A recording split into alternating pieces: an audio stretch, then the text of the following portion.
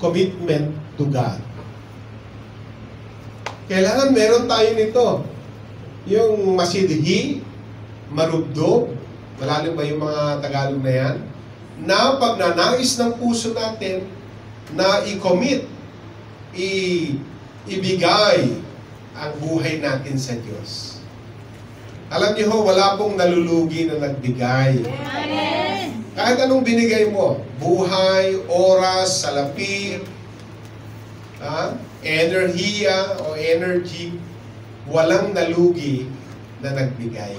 Amen. Basta ibinigay niya sa Diyos, walang nalugi. Itong ginagawa natin, hindi ito kalugihan. Sabi nga ni Apostol Pablo, ang lahat ng bagay sa mundo ay itinuring kong basura. Makamtan ko lang ang Panginoong Jesus. Amen. Na siyang tunay na kayamanan ko. Ano yan? Masama naman natin yung isang walang pa. Ang tunay na kayamanan ay hindi yung binigay na sweldo kanina. Yes. Na all. Di ba?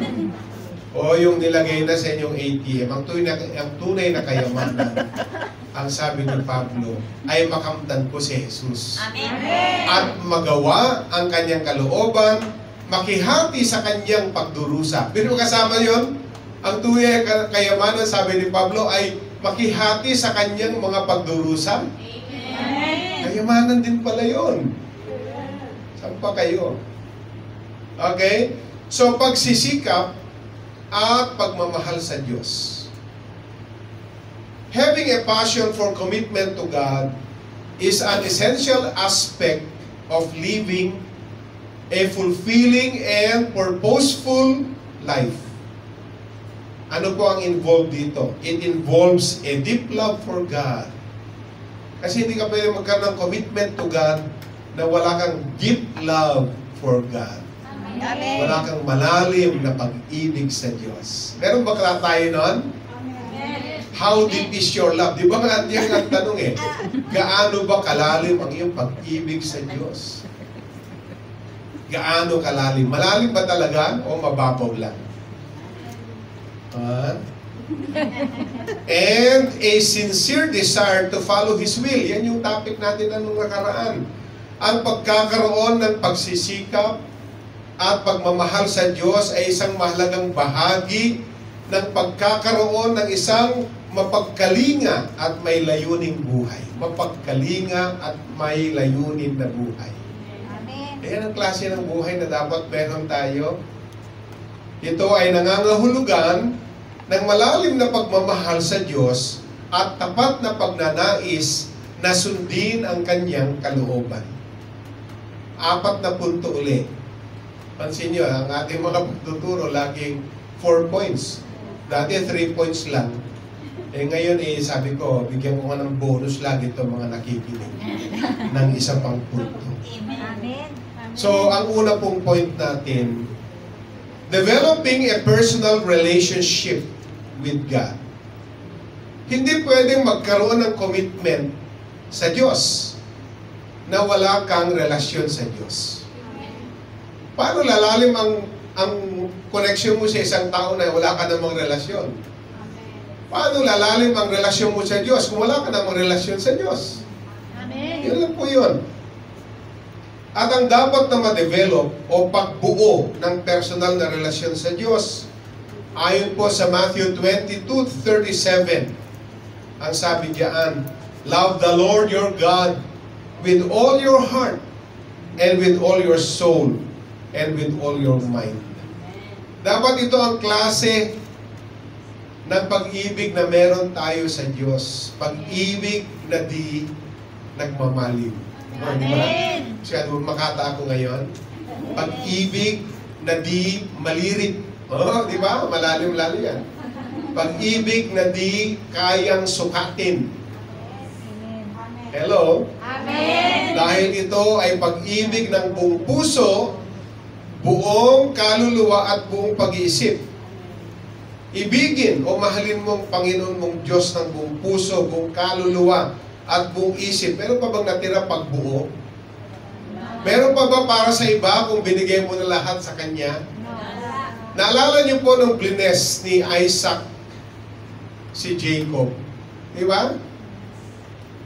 At na-realize ni Esau na kailangan niyang kunin yung kanyang birthright. Bumalik siya sa kanyang ama. At sabi niya, akin na yung aking karapatan bilang panganay. Anong sabi ni Isaac? Ay, wala nang natira. Ibinigay ko na lahat sa kanya.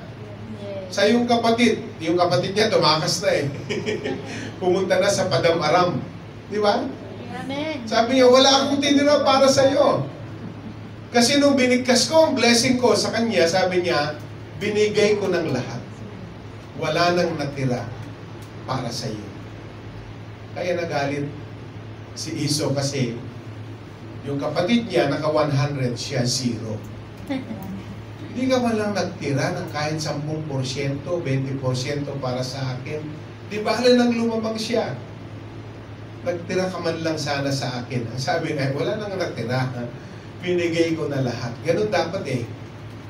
Yung ika nga eh, you go for all. Ang tawag yan eh, all in. Alam niyo all in? Amen. Sino mga all in sa Diyos? Pag sinabing all in, sa Tagalog, ano yan? Hindi, may isang word. Todo. Ibig sabihin ng all in. Todo na yan. Yan ang all in. Sino rito ang mga all in sa Diyos? Amen. Oh, man. Sa ilong mga kasi iba sa ilong lumabas eh. Buti walang sipon eh. Ha? Pero dapat, yun ang standard mga kapatid. Yun ang gusto ng Panginoon, yung all in tayo sa Kanya. Yung sold out tayo sa Kanya. Diba? Eh marami nga ngayong mga leaders na mali-mali ang mga katuruan, pero ang mga followers, mga all in. Mga blind followers. Diba? Amen. All in kami dyan. Kahit anong sabihin nyo, all in kami dyan. Todo na to. Parang mga gano'n, no? Para sa iyo. Ang laban na to. The story of David's intimate relationship with God, as described in the book of Psalms, exemplifies a passionate commitment to God.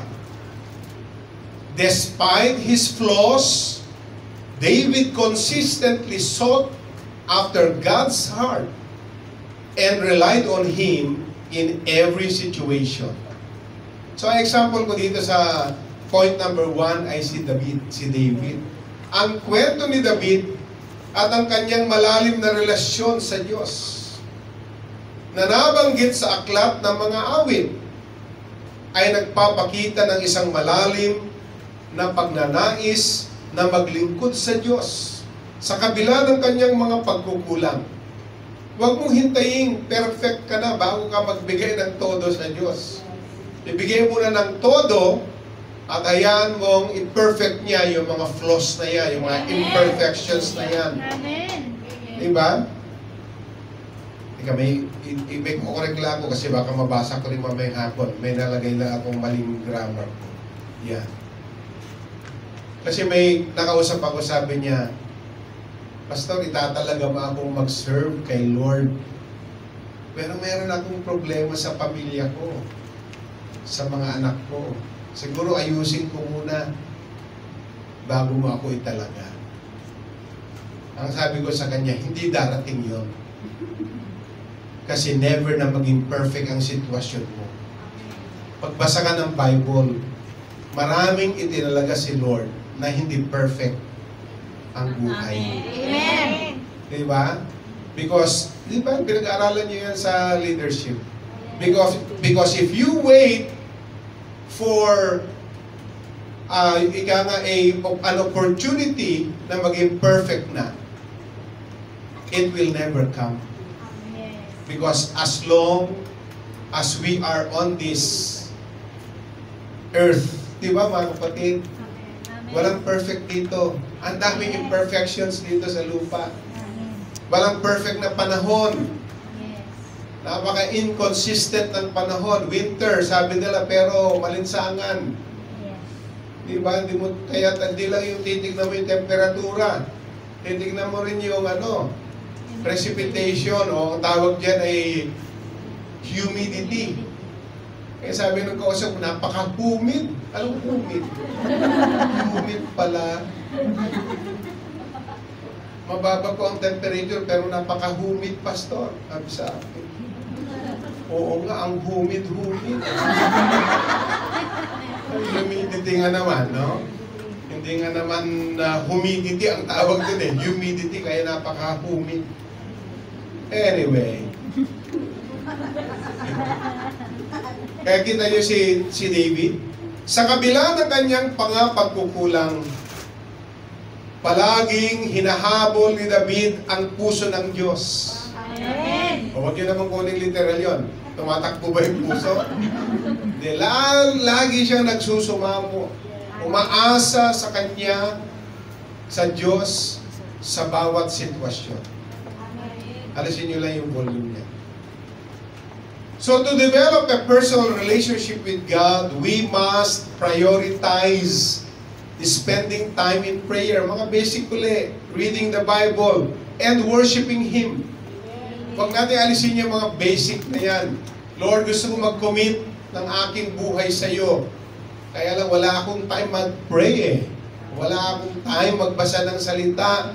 Wala akong time mag-worship. Eh paano ba magkakaroon ng commitment sa Diyos? Eh wala ka naman pala lahat doon. Diba? Tingnan nyo, karamihan na hindi nag-workout na relationship. Pag tinanong nyo, bakit di nag-workout yung relationship nyo? Wala kaming panahon sa isa't isa. Kita mo? All truth is parallel. Diba? Kasi hindi mo pa-develop ang isang deep relationship na wala kang time. Kaya kung wala kang time, huwag kang papasok sa relasyon. Amen. Dahil hindi pwedeng tingi-tingi ang ilalagay mo diyang panahon, expecting na may ma-develop na deep relationship. Cannot be borrow 1 equals 0. Di ba? Hindi ubra yun. Talagang you need to pay the price. Diyan pa ba kayo? Amen. Upang magbuo ng personal na relasyon sa Diyos. Yan. Okay? Dapat nating bigyan pansin ang mga payak na mga paraan. Katulad ng pagdarasal, pagbabasa ng Biblia, pagsamba sa Kanya, katulad ng ginagawa natin ngayon. Alam ko namang may pupuntahan pa sana tayo, pero sabi natin mamaya na lang kasi sasamba muna ako sa aking buhay na Diyos. Amen. Para naman lumalim ang aking relasyon sa Kanya. Dahil sa